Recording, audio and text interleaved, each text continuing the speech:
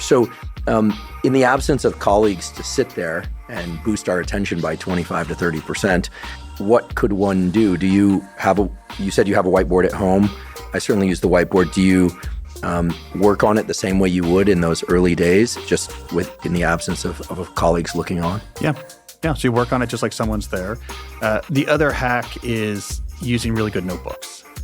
That's always made a big difference for me. Paper notebooks? Paper notebooks. Okay. Yeah. Though recently I've been messing around with a remarkable digital notebooks where it's e-ink technology. So it's like a Kindle, but you can write on it, but you have endless pages on it. So I've been messing around with that recently.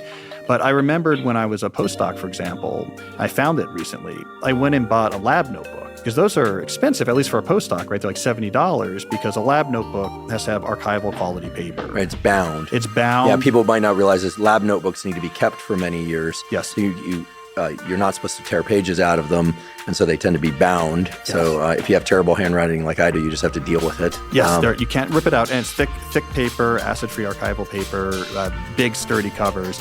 But I bought this because I thought, okay, look, I'm going to take it more seriously. Because I think that's also part of what goes on with a whiteboard, is your mind thinks about writing on the big vertical space as a public crystallization of thoughts. I'm putting this up for people to see, even if there's no one actually there to see it.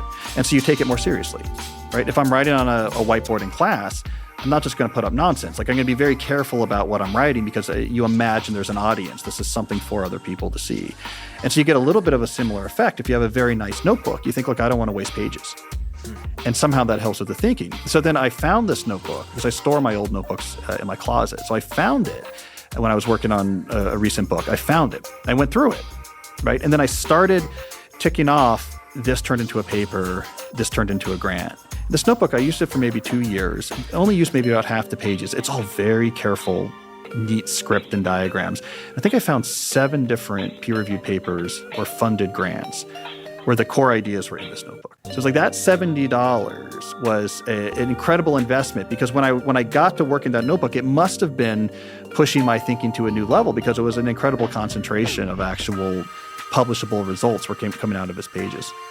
Yeah, it seems like we would all do well, regardless of our field, to have some very low bar method of capture where if we just have an idea that spontaneously comes to mind, that we can capture that in a voice memo or, dare I say, in a phone notes segment. But then something, as you're suggesting, like a whiteboard, like a bound notebook, where the moment we look at it, it brings about a level of seriousness to our thinking and to our actions. We're like, this is different than just texting.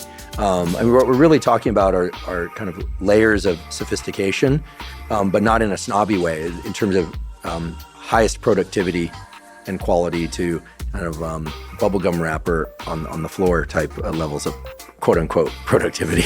Well, I mean, I've become a fan of this idea of having specialized capture for a specific type of work. So for example, I'm a big believer in pretty quickly you want to capture ideas in the tool you use to do that work. So when I have ideas for an article or a book, I'm going to go write to Scrivener, which is specialty software writers use to write, right? I'm going to go write to a Scrivener project and start putting these in the research section of that Scrivener project.